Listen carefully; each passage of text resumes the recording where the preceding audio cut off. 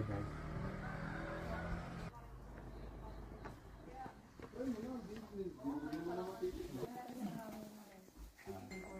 Kung sabi nga asawa may itagin. Siya kakain mo sa Ito pala yung ikaw ng tao. Dapat hindi na nagbago eh. Depende, pagka jits ka. At beef ka pa gusto lang. Buti ba ba? Alright. Dalawang ito, right side. Ito kasama namin eh. Pinaka ako. Bakit? Yung puti na ako sumama.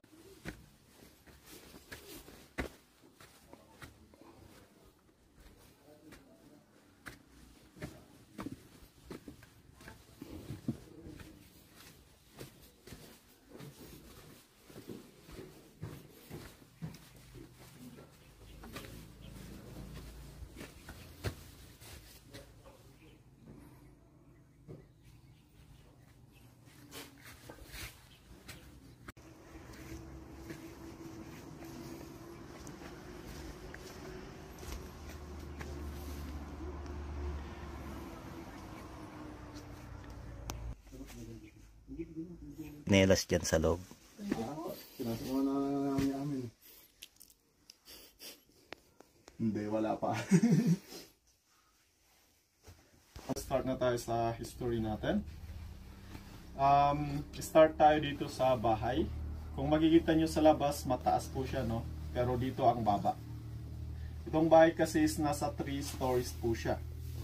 First floor, dito yung lutuan, kainan, then tulugan nila dyan. Dito sa second floor is imbakan nila ng pagkain or rice granary. Third floor is yung imbakan nila ng etag. Yung nakita ninyo kahapon, yung smoke meat. Yung ginagawa nila, binababad nila sa asin ng mga 2 to 3 days. Tsaka nila isasabit dito para pausukan. Then pag napausukan na, lalagay dun sa third floor. Continuous pa rin yung pagpapausok sa kanya. Kasi diretso doon yung usok, kaya doon siya na-preserve. Kaya kahit ilang taon, pwede pa siyang kainin. Yes. Yung binibenta dyan sa market or dyan sa town proper, wala yung uod. Walang uod. Pero yung mga talagang gawa sa bahay, may uod yan. Yun yung masarap. Yes. Mas masarap po yung may uod.